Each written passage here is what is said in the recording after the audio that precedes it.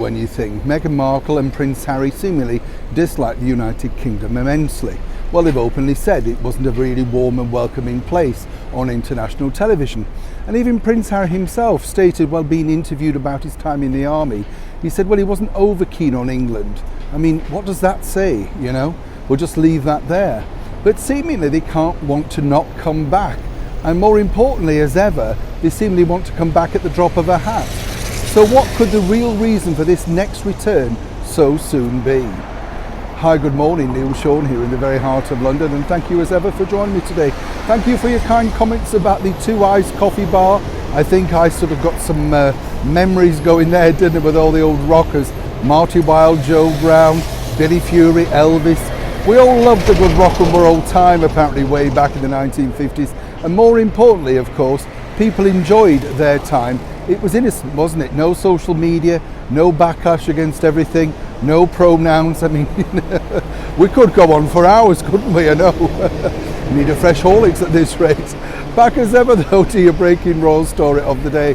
This story I find fascinating, as I often do, because as I've told you before, it's really strange, isn't it? There you have two people seemingly that don't particularly enjoy their time in the United Kingdom but can't really wait to come back.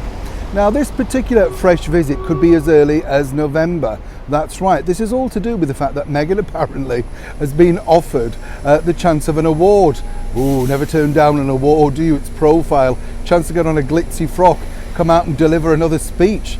You know how much Meghan enjoys doing those, of course.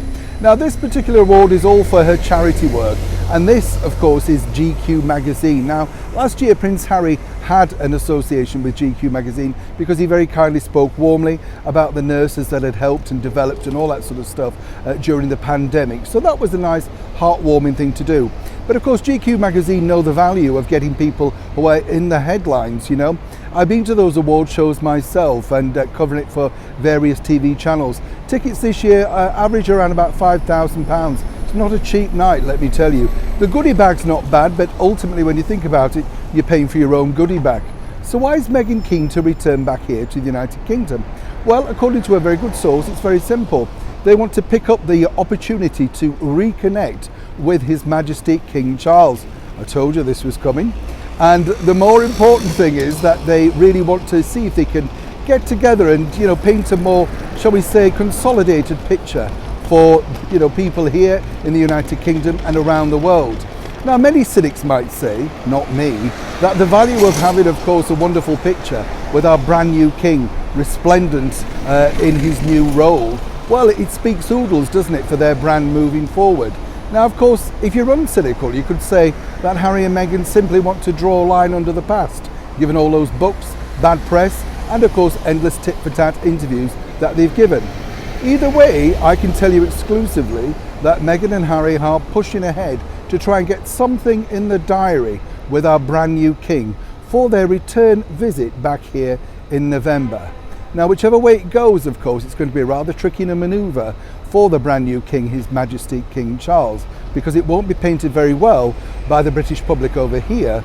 But more importantly, is he thinking with his father head on, rather, of course, than the monarch head? Either way, as I say, this is going to be big. Neil Sean in the very heart of London.